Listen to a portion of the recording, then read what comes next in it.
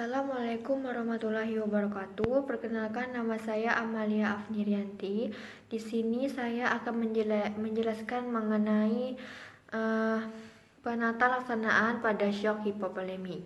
Jadi, shock hipovolemik merupakan suatu shock yang terjadi akibat berkurangnya volume plasma di intravaskuler. Shock ini dapat terjadi akibat pendarahan hebat atau hemoragik, kemudian trauma yang menyebabkan perpindahan cairan atau ekstravasasi ke ruang tubuh non-fungsional, dan dehidrasi berat oleh berbagai sebab seperti luka bakar dan diare berat. Kasus-kasus shock hipovolemik yang paling sering ditemukan disebabkan oleh pendarahan, sehingga shock hipovolemik dikenal juga dengan shock hemoragik. Pendarahan hebat dapat disebabkan oleh berbagai trauma pada organ-organ tubuh atau fraktur yang disertai dengan luka ataupun luka langsung pada pembuluh arteri utama. Kemudian untuk prinsip penata laksanaan shock hipovolemik meliputi mengembalikan tanda-tanda vital dan hemodinamik kepada kondisi dalam batas normal. Selanjutnya, kondisi tersebut dipertahankan dan dijaga agar tetap pada kondisi stabil. Penata laksanaan shock hipovolemik tersebut yang utama terapi cairan sebagai pengganti cairan tubuh atau darah yang hilang.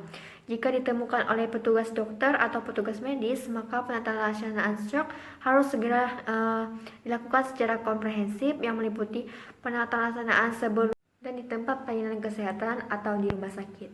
Kemudian penata laksanaan sebelum di tempat pelayanan kesehatan harus memperhatikan prinsip-prinsip tahapan resusitasi.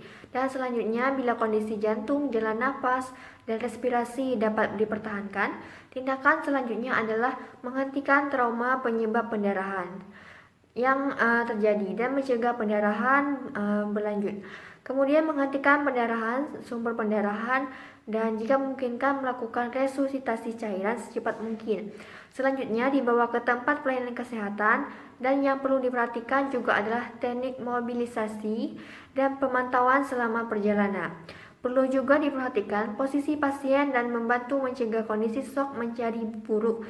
Misalnya posisi pasien trauma agar tidak memperberat trauma dan pendarahan yang terjadi.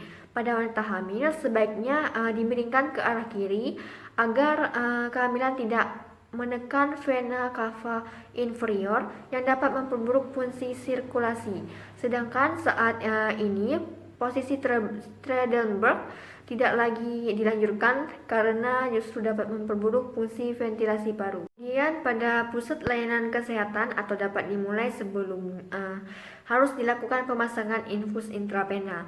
Cairan resusitasi yang digunakan adalah cairan isotonik NaCl 0,9% atau Ringeracta. Kemudian pemberian awal adalah dengan tetesan cepat sekitar 20 ml per kilogram berat badan pada anak atau sekitar 1-2 liter pada orang dewasa. Pemberian cairan terus dilanjutkan bersamaan dengan pemantauan tanda-tanda vital dan hemodinamiknya. Jika terdapat perbaikan hemodinamik, maka pemberian kristaloid terus dilanjutkan. Pemberian cairan kristaloid sekitar 5 kali lipat perkiraan volume darah yang hilang dalam waktu 1 jam, karena distribusi cairan koloid lebih cepat berpindah dari intravaskuler ke ruang interstisial. Jika tidak terjadi perbaikan hemodinamik, maka pilihannya adalah dengan memberikan koloid dan dipersiapkan pemberian darah segera. Mungkin sekian penjelasan dari saya mengenai penata laksanaan pada shock hipovolemik. Lebih dan kurangnya saya mohon maaf. Wassalamualaikum warahmatullahi wabarakatuh.